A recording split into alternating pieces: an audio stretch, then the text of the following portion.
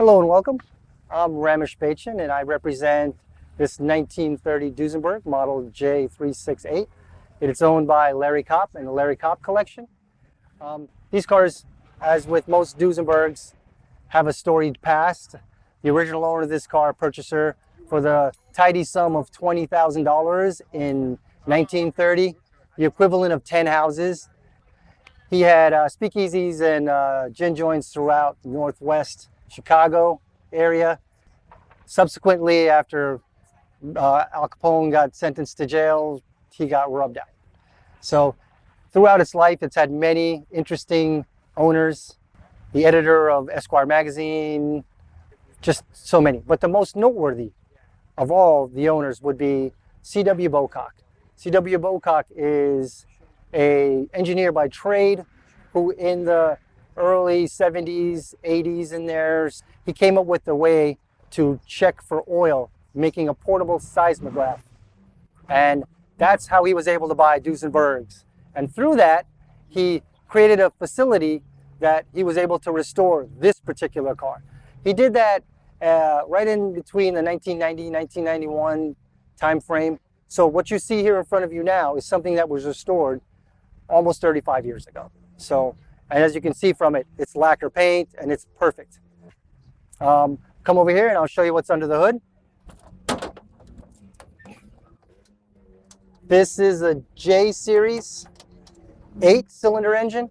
Easiest way to identify it would be the placard at the back wall here where it says Duesenberg straight 8. It's very advanced for its time. It had 4 valves per cylinder, straight 8 cylinders, dual overhead cams, a downdraft Stromberg carburetor, a modern starter. No solenoid, but all the internals, commentators are of which you'd find in a modern starter, unlike anything of its time. Inordinate amount of horsepower, almost 160 horsepower if I'm not mistaken, and a roughly 200 foot-pounds of torque.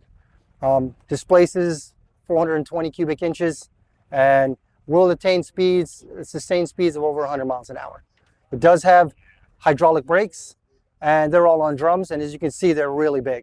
This would have been the epitome of buying a luxury car back in the 30s. So over here we have what would be the driver's compartment, and as you notice, it's really tiny. The care at the time wasn't so much of what the driver can do, but more where the passengers reside. But it's pretty well laid out. If you look here at the steering wheel, that control up there would be your throttle.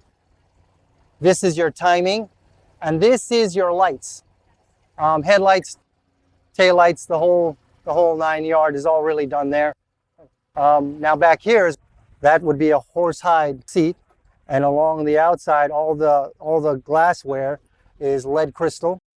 There is a phone that you see. That is actually for the person riding in the back to talk to the driver when it's in the full isolation mode, windows up. And that's pretty much it. You know, they came laid out with burl wood, very well laid out. You know, at the time, like I said, $20,000 could buy a lot of houses and one Duesenberg. Well, we've been showing this car for some time, maybe the last couple of years. And right now, the owner just has it in his collection because he loves to look at it. You know, occasionally I'll take him around the block in it, but for the most part, we just kind of let it, sit quiet and look pretty.